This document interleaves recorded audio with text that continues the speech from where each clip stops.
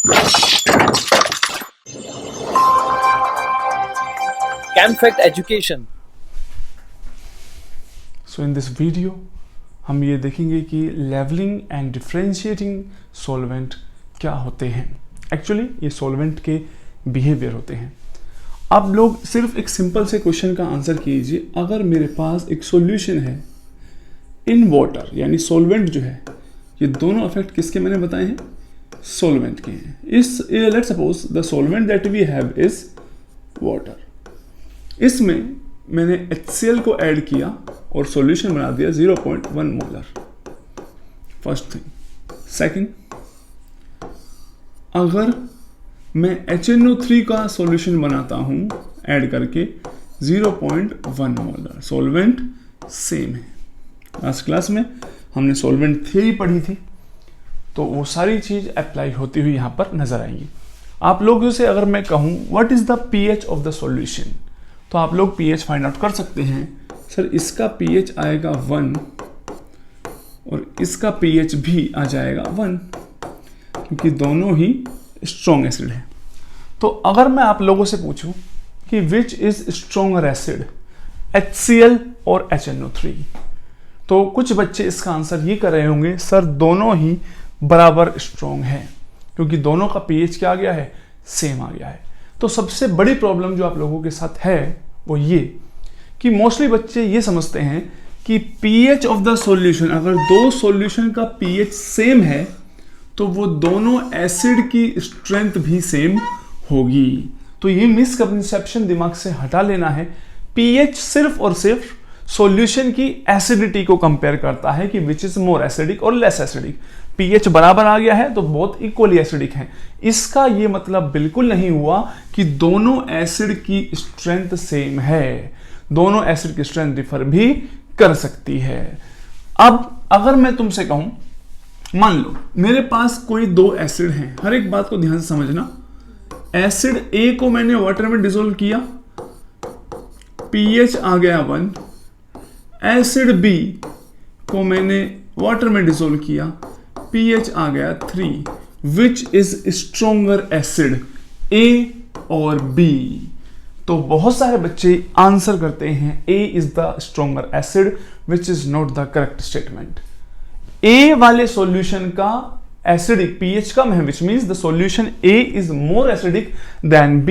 लेकिन इसको आप इससे डायरेक्ट कभी भी कनेक्ट नहीं करेंगे कि स्ट्रेंथ ऑफ एसिड सेम भी हो सकती है, डिफरेंट भी हो सकती है। पर पॉइंट मेरा आप लोगों से ये है, अगर कभी भी मैं क्या कहता हूं, किसी भी सॉल्वेंट के लेवलिंग इफेक्ट से मेरा क्या मतलब होता है? अगर कोई भी सॉल्वेंट दो डिफरेंट एसिड जिनकी स्ट्रेंथ क्या हो, डिफरेंट, स्ट्रेंथ इन दोनों की डिफरेंट होगी। स्ट्रेंथ से मेरा क्या मतलब है? प्रोटॉन डोनेट करने की टेंडेंसी HCl और HNO3 दोनों की क्या है? डिफरेंट है। लेकिन वाटर के अंदर दोनों ही स्ट्रॉन्ग एसिड की तरह बिहेव कर रहे हैं और दोनों का pH बिल्कुल क्या आ रहा है? सेम आ रहा है। तो इसका मतलब दो डिफरेंट स्ट्रेंथ के एसिड होने के बावजूद भी उस सॉल्वेंट में दोनों इक्वली स्ट्रॉन्ग बिहेव करते हुए नजर अगर आते हों, तो यानी कि वाटर ने इन दोनों की जो स्ट्रेंथ थी उसको क्या कर दिया है? लेवल कर दिया है। तो इसी को बोलते हैं the levelling effect of a solvent. अगर कोई भी solvent different strength of acids जो थे उन सब को ऐड करने पर सबकी स्ट्रेंथ को लेवल कर देता है, तो this is known as the levelling effect. लेकिन अगर वो दोनों को लेवल नहीं करता है तो this is known as the differentiating effect of the solvent. मान लो सेम चीज, इसी में सिर्फ मैं एक चीज ऐड करूं, आपने एक सॉल्यूशन बनाया एसिटिक एसिड का, 0.1 मोलर एसिटिक एसिड, तो आप ये बात समझ गए होंगे कि इसका pH 1 नहीं आएगा, इसका pH जो है वो क्लोज टू 3 आएगा। हम इसका एसिड डिसोसिएशन कांस्टेंट भी जानते हैं एसिटिक एसिड का, वो होता है क्लोज टू 1.8 इंटू 10⁻⁻5। तो अब एसिटिक एसिड का pH 1 नहीं आया, तो वाटर जो है इसकी स्ट्रेंथ और इसकी स्ट्रेंथ को लेवल नहीं कर रहा है, जबकि इन दोनों की डिफरेंट प्रोटॉन डोनर टेंडेंसी होने के बावजूद भी दोनों को क्या कर देता है, लेवल कर देता है, दोनों की एसिडिक स्ट्रेंथ को बराबर कर देता है। तो अब मेरे हिसाब से ये बात क्लियर हुई होगी। मैंने सिर्फ कौन सा सॉल्वेंट किसको लेवल करेगा किसको नहीं कर पाएगा इसके बारे में तो कोई स्टेटमेंट ही नहीं है अभी। स्टेटमेंट सिर्फ ये है what is the leveling effect of a solvent। तो उसका आंसर होगा इफ कोई सॉल्वेंट जो है वो different strength of acid, by different strength मेरा मतलब है प्रोटॉन डोनेशन की जो टेंडेंसी है, अगर वो उनकी डिफरेंट हो उसके बावजूद भी उनके जो एसिडिक स्ट्रेंथ है डिफरेंट होने के बावजूद भी सेम लेवल पे सॉल्यूशन को एसिडिक बना दे मिक्स करने पर, तो आप लोग कहेंगे this is known as the levelling effect of solvent. लेकिन डिफरेंट स्ट्रेंथ होने के बावजूद तो अगर वो डिफरेंशिएट कर सके कि यानी कि अब इनको दोनों सॉल्यूशन को इक्वली एसिडिक नहीं बनाया है, तो वाटर जो है एसिटिक एसिड HNO3 के लिए डिफरेंशिएटिंग सॉल्वेंट की तरह एक्ट कर रहा है कि हाँ ये वाला स्ट्रॉन्गर एसिड है और ये वाला क्या है, वीक है। लेकिन HCl और HNO3 के लिए वाटर कैसे एक्ट कर रहा है, levelling. You can not compare, यानी कि आप लोग उस सॉल्वेंट में ये कंपेयर कभी नहीं कर पाएंगे विच इज स्ट्रॉन्गर एसिड। बात समझ आ गई। Same concept goes with the basis. अगर किसी सॉल्वेंट में आप दो बेस को ऐड करते हैं और बेस का जो है प्रोटॉन एक्सेप्टिंग टेंडेंसी, उनकी प्रोटॉन एक्सेप्टिंग टेंडेंसी तो डिफरेंट है, लेकिन उस सॉल्वेंट के अंदर जो एक्सेप्टिंग टेंडेंसी है वो बिल्कुल बराबर हो जाती हो। टेंडेंसी तो कभी बराबर नहीं होगी, क्योंकि अभी मैं डिटेल में जब पढ़ाऊंगा आपको समझ में आएगा कि सॉल्वेंट का ऐसा क्या रोल है। लेकिन सॉल्यूशन की बेसिसिटी अगर बिल्कुल बराबर हो जाए तो इसका मतलब उस सॉल्वेंट ने क्या कर दिया है, उनकी बेसिसिटी को लेवल कर दिया है। अब ये बात जाननी है हमें कि सर हमें कैसे पता चलेगा कि कौन सा सॉल्वेंट किन एसिड्स को लेवल कर सकता है और किन को लेवल नहीं कर सकता है, क्योंकि मेन पॉइंट ही ये है। और उन सब का लेना देना होता है इनके pKa वैल्यूज से या एसिड डिसोसिएशन कांस्टेंट से। तो अगर मैं आप लोगों को एसिड डिसोसिएशन कांस्टेंट देके पूछूं कि वाटर किस किस को लेवल कर पाएगा, अमोनिया किसको लेवल कर पाएगा, H2SO4 या HF, इसका मतलब ये सारी बातें एक कॉन्सेप्ट से जुड़ी हुई है और हर टाइप के क्वेश्चन आप इसे कर पाएंगे।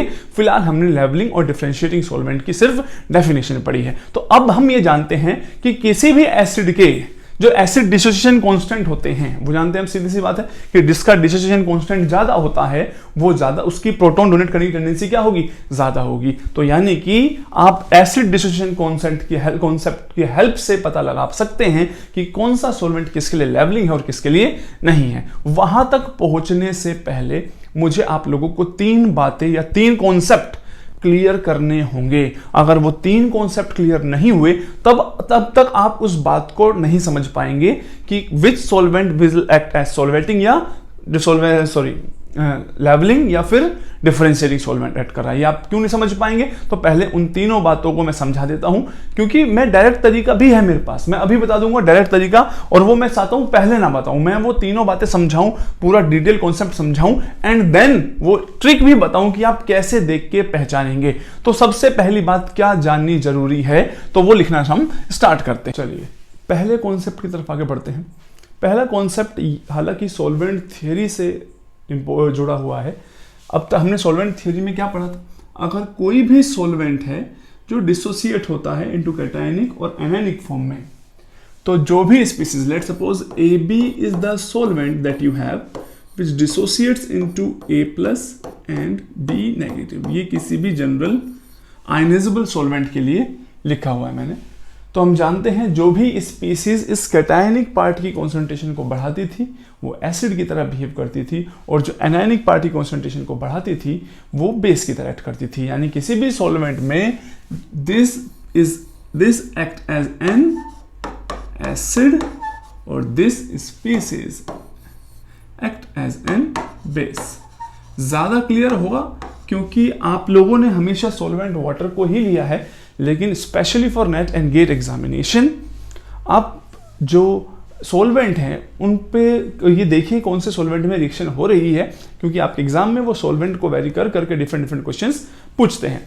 तो अगर मैं पहला सॉल्वेंट सिर्फ समझाने के लिए ले रहा हूं, H2O ही कंसीडर कर लेते हैं। हम जानते हैं H2O जब डिसोसिएट होता है तो हम इस तरीके से एक रिएक्शन लिख सकते हैं, H3O positive and OH negative. तो जो एसिडिक स्पीसीज है वो H3O+ है, बेसिक जो है वो क्या है, OH आयन है। एसिडिक स्पीसीज मतलब जो प्रोटॉन डोनर है वो कौन हो सकता है, H3O+ प्रोटॉन डोनेट कर सकता है। एक्सेप्टर कौन है, OH आयन, वो क्या कर सकता है, एक्सेप्ट कर सकता है। अब आपको ये वाली बात समझनी है जिसके लिए मैंने टॉपिक स्टार्ट किया था। मैंने बताया था 3 कॉन्सेप्ट आपको समझने होंगे टू अंडरस्टैंड विच इज पीके की बेसिस पे आप कैसे डिसाइड करें कि सॉल्वेंट जो है वो लेवलिंग है या डिफरेंशिएटिंग है। तो पहला कॉन्सेप्ट ये कहता है किसी भी सॉल्वेंट में जो स्ट्रॉन्गर एसिड रह सकता है वो उसी का कैटायनिक पार्ट होगा। ये वाटर के अंदर सबसे स्ट्रॉन्गेस्ट एसिड जो इस फॉर्म में रह सकता है, वो इस वर्ड को बहुत ध्यान से समझना। मैंने ये नहीं कहा ये सबसे स्ट्रॉन्गेस्ट एसिड है, जो सबसे स्ट्रॉन्गेस्ट एसिड रह सकता है सॉल्यूशन में वाटर के अंदर वो H3O+ है। और जो स्ट्रॉन्गेस्ट बेस रह सकता है, स्ट्रॉन्गेस्ट बेस, इन वर्ड को मैं समझाऊंगा कि रह सकता है से मेरा क्या मतलब है। Strongest base possible in water वो OH आयन है। चलिए मैं विद एग्जांपल समझाता हूं। अगर मैं एक काम करता हूं, NH2 नेगेटिव एमाइड आयंस, हम जानते हैं amides ion are better proton acceptor than hydroxide ion, यानी कि हमें बेसिक स्ट्रेंथ का आइडिया इन दोनों के बारे में है। और अगर मैं एक्वस सॉल्यूशन में एमाइड आयंस को ऐड कर देता हूं तो हम एक्सपेक्ट कर रहे हैं कि स्ट्रॉन्गर बेस जो एमाइड आयंस हैं वो वाटर के अंदर आ जाएंगे। अब आगे होता क्या है कि अगर आप एमाइड आयंस को ऐड करते हैं वाटर के अंदर तो अब वाटर एक तरीके से प्रोटॉन डोनर भी है, एक्सेप्टर भी है। हम जानते हैं वाटर डोनेट भी कर सकता है, एक्सेप्ट भी कर सकता है। और वाटर छोड़ो कोई भी स्पीसीज, अगर एक स्पीसीज से स्ट्रॉन्ग प्रोटॉन डोनर उसी मीडियम में प्रेजेंट है तो वो स्पीसीज प्रोटॉन को एक्सेप्ट करेगी, और अगर उससे वीक प्रोटॉन डोनर है तो फिर इसका मतलब ये वाला उसको प्रोटॉन डोनेट कर सकता है। यानी कि ऑलमोस्ट सभी प्रोटॉन डोनर और एक्सेप्टर होता है। बात सिर्फ ये होती है कि जो स्ट्रॉन्ग वाला होगा वो वीक वाले को हमेशा प्रोटॉन एक्सेप्ट करवा ही देगा। H2SO4 HNO3 जैसे स्ट्रॉन्ग एसिड को भी कोई प्रोटॉन एक्सेप्ट करवा सकता है अगर उससे स्ट्रॉन्गर एसिड हुआ तो। अब मैं आप लोगों को कैसे समझाता हूं, हम ये सोच रहे थे कि सर हमने ऐड कर दिया लेट्स सपोज पोटेशियम एमाइड, तो पोटेशियम एमाइड क्या करेगा, H2O के प्रोटॉन को एब्स्ट्रैक्ट कर लेगा, और अगर प्रोटॉन को एब्स्ट्रैक्ट कर लेगा खुद तो किस में कन्वर्ट हो जाएगा, एमोनिया में, और कौन से आयंस प्रोड्यूस कर देगा, OH आयंस। आपके पास दो स्पीसीज हैं अमाइड, या तो एमाइड H2O से प्रोटॉन ले ले या OH आयंस की प्रोटॉन खींचने की एबिलिटी ज्यादा होती है। हम जानते हैं प्रोटॉन लेने की एबिलिटी ज्यादा किसकी, एमाइड की। तो एक्वस सॉल्यूशन में अमाइड तो एग्जिस्ट करेगा ही नहीं, वो हमेशा किस में कन्वर्ट हो जाएगा, एमोनिया में। और जब वो तुमने कोशिश की OH नेगेटिव से जब भी स्ट्रॉन्गर बेस, याद रखना OH नेगेटिव से जब भी स्ट्रॉन्गर बेस आप वाटर के अंदर ऐड करोगे तो वो बेस खुद तो गायब हो जाएगा और क्या प्रोड्यूस कर देगा, OH आयंस। यानी एक तरीके से OH आयंस में कन्वर्ट हो रहा है, क्योंकि एमाइड आयंस तो क्या कर रहे हैं, इसको खुद तो एमोनिया बन गया और कौन सा बेस प्रोड्यूस कर दिया, OH आयंस। मान लो मैं एक और Li4CH3 ये सॉल्वेंट ये ऐड कर देता हूं वाटर के अंदर, तो हम जानते हैं अब OH आयंस, दो स्पीसीज हो गई है बेस, एक तो कौन सी CH3 नेगेटिव और दूसरी OH आयंस। तो OH ions better proton acceptor है या CH3 नेगेटिव है, तो हम जानते हैं ये बेसिसिटी का ऑर्डर मैंने GOC में भी पढ़ा है, CH3 नेगेटिव इलेक्ट्रोनेगेटिविटी और कम हो जाएगी इसकी, तो CH3 negative is better base, इसका मतलब इसकी प्रोटॉन एक्सट्रैक्ट करने की टेंडेंसी ज्यादा होगी, तो ये एब्स्ट्रैक्ट करके किस में कन्वर्ट कर देगा, मीथेन में। और अल्टीमेट जो बेस सॉल्यूशन में रहेगा वो कौन सा होगा, OH आयंस। तो इसका मतलब मैं एक जनरल आइडिया अगर आपको दूं, कभी भी आप OH आयंस, वाटर की बात चल रही है, वाटर के अंदर OH आयंस से स्ट्रॉन्गर बेस ऐड करेंगे तो वो स्ट्रॉन्गर बेस खुद तो वैनिश हो जाएगा, लेकिन कौन सी चीज प्रोड्यूस कर देगा, OH आयंस। यानी OH आयंस से स्ट्रॉन्गर बेस वाटर के अंदर नहीं रह सकते हैं। यही मैं बात कह रहा था, किसी भी सॉल्वेंट में जो स्ट्रॉन्गेस्ट बेस रह सकता है वो उसी का एनायन हो सकता है। सिमिलरली आप ऐसा भी सोच सकते हैं, अगर कोई भी एसिड आप ऐड करेंगे, एसिड अगर H3O+ से स्ट्रॉन्गर हुआ, अगर एसिड H3O+ से स्ट्रॉन्गर हुआ तो वो प्रोटॉन वाटर को डोनेट कर देगा और H2O प्रोटॉन को एक्सेप्ट करके खुद किस में कन्वर्ट हो जाएगा, H3O+। आप कोई भी एसिड ऐड कर सकते हैं। मान लो आपने HCl को ऐड कर दिया वाटर में।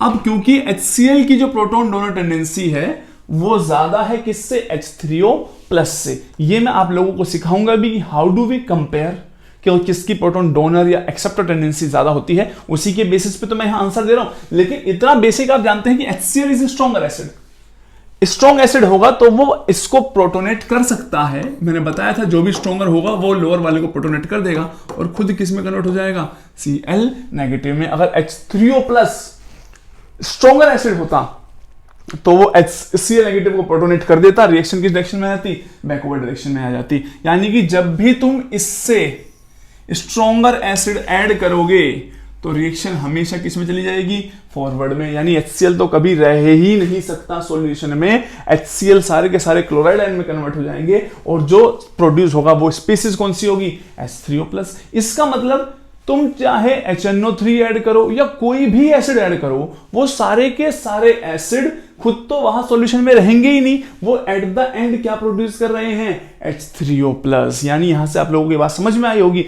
जब मैंने ऐड किया था HCl और HNO3, तो HCl और HNO3 हालांकि डिफरेंट प्रोटॉन डोनर की टेंडेंसी रख सकते हैं, लेकिन क्योंकि दोनों के दोनों ही H3O+ से बेटर प्रोटॉन डोनर है, इसका मतलब दोनों के ही केस में रिएक्शन इस डायरेक्शन में रहेगी, और अगर इस डायरेक्शन में रहेगी तो दोनों के दोनों ही किसको प्रोड्यूस कर रहे हैं, H3O+ को प्रोड्यूस कर रहे हैं। इसका मतलब HCl और HNO3 की एसिडिटी को एक लेवल पे लिया है और कौन सा एसिड प्रोड्यूस कर दिया, H3O+।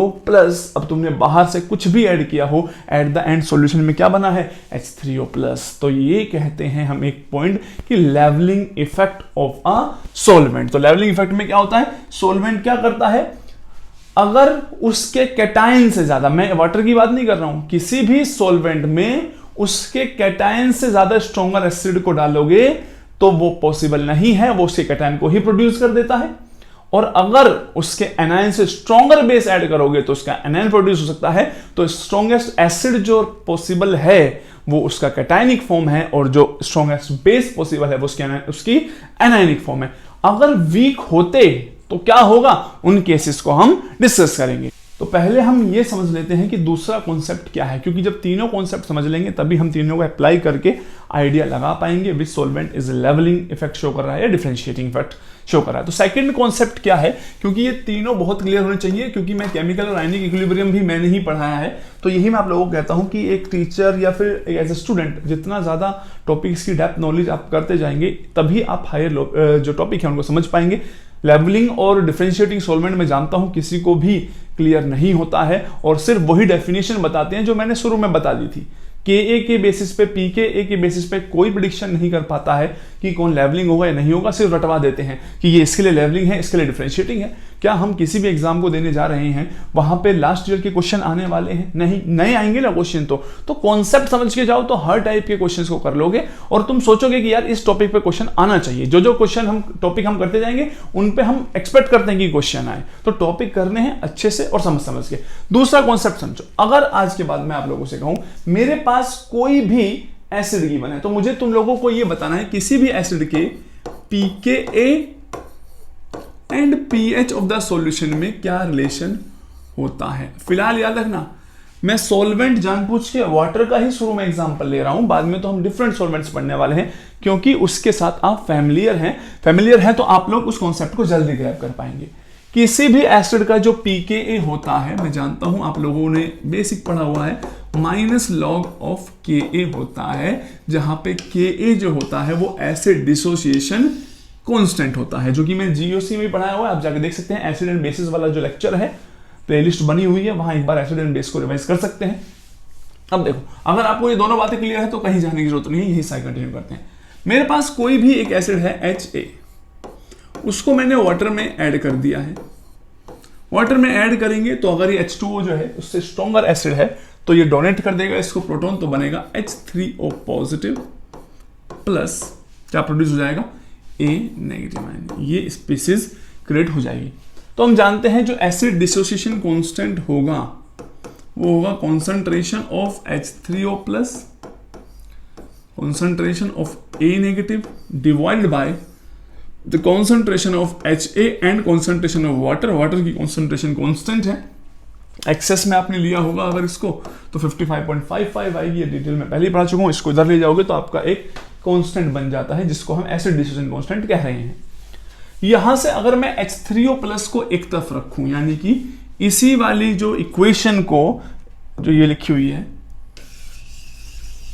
इसमें थोड़ा सा रीअरेंजमेंट कर दूंगा, विच मीन्स H3O प्लस को एक तरफ रखते हैं, बाकी सब दूसरी तरफ ले जाते हैं। तो दूसरी तरफ क्या हो जाएगा, Ka into HA divide by A negative. Clear? अगर मैं माइनस लॉग बोथ साइड लेता हूं तो what do I get, minus log of H3O plus is pH, minus log of Ka is pKa, minus log of HA by A negative।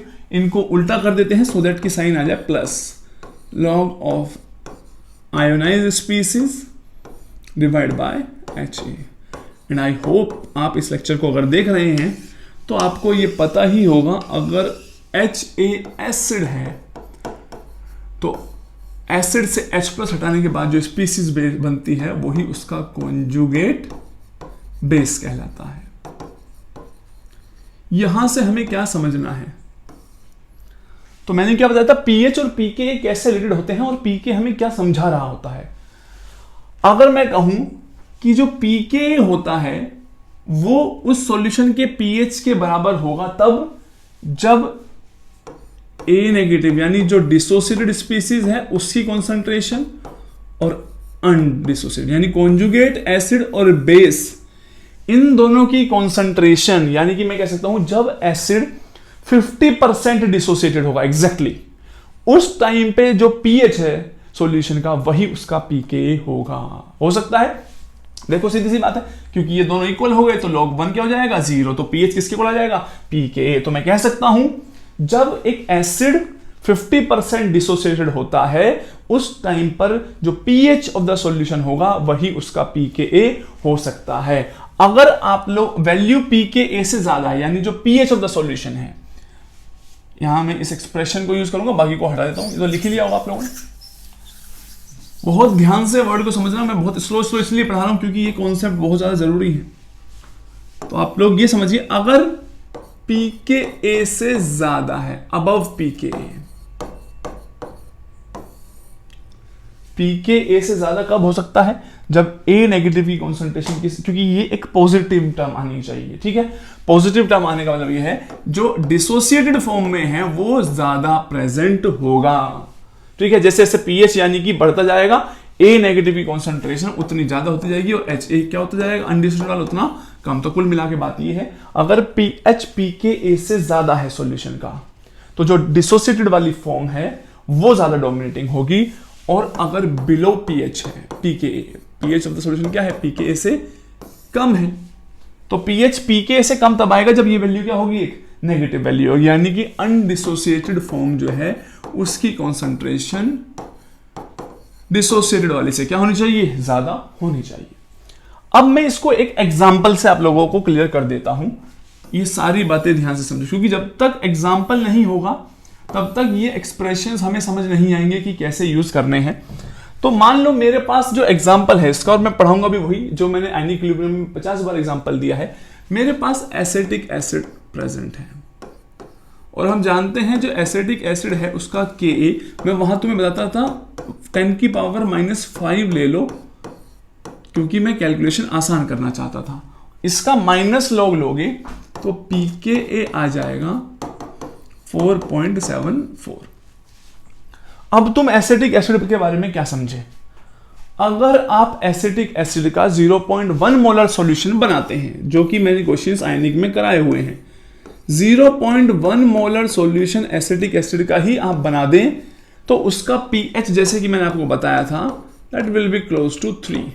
अब आपने क्या किया, इसमें बेस ऐड करते गए, OH आयंस जैसे आप बेस ऐड करते जाएंगे तो जो सॉल्यूशन का pH है वो क्या होता जाएगा, बढ़ता जाएगा।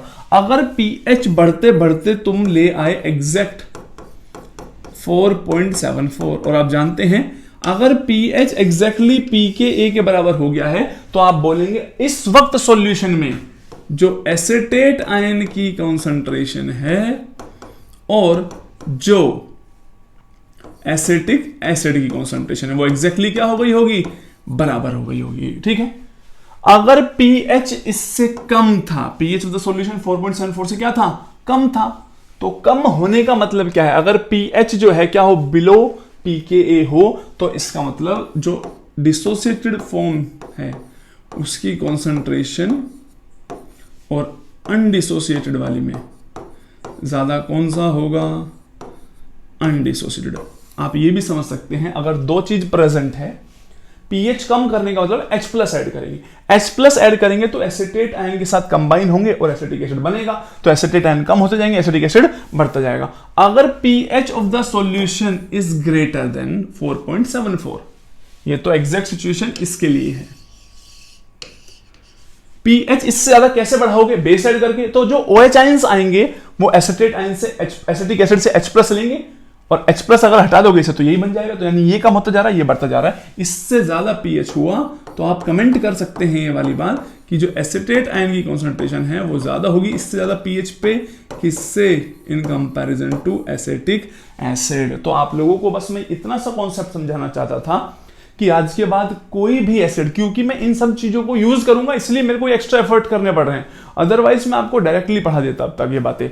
तो आप लोगों को मैं क्या समझाने की कोशिश करूं कि अगर आज के बाद कोई भी मतलब कोई भी एसिड आपको दिया है और उसका pKa दिया है तो आप बोलेंगे इस pKa वैल्यू पर एसिड और उसका कॉन्जुगेट बेस इक्वल कॉन्सेंट्रेशन पर प्रेजेंट होंगे। Is that clear to you? बहुत क्लियरली इसको नोट डाउन करके लिख लो। कॉन्सेप्ट जो इंपॉर्टेंट है वो ये है, अगर कभी भी आप लोगों को एक एसिड गिवन हो, या फिर मैं इसको बहुत सिंपल तरीके से आप लोगों से पूछता हूं, मेरे पास एक सॉल्यूशन है जिसमें दो बेस प्रेजेंट है, base number 1 and let's suppose this is your base number 2।